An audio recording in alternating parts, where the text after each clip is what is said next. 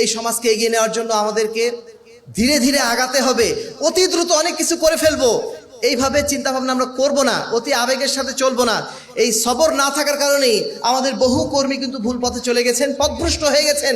আমাদের কিছু যুবক ভাই সেদিন দেখলাম যে ওই যে আর্জেন্টিনা ব্রাজিলের পতাকার বিপরীতে আপনি সাদা পতাকা টানিয়েছেন, কালো পতাকা টানাচ্ছেন।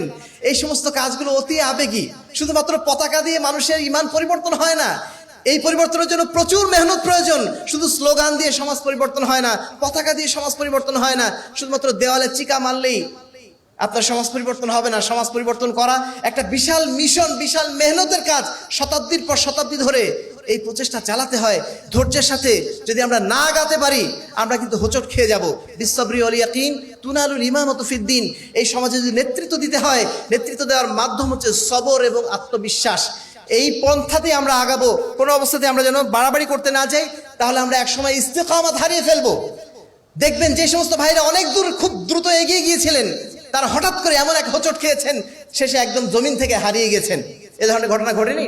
অনেক ঘটেছে। আমাদের কাছে অনেক ভাই আসেন, আমরা ভাইদেরকে বলি যে আপনাকে খুব বেশি কাজ করার দরকার নেই, অন্ততপক্ষে টিকে থাকেন।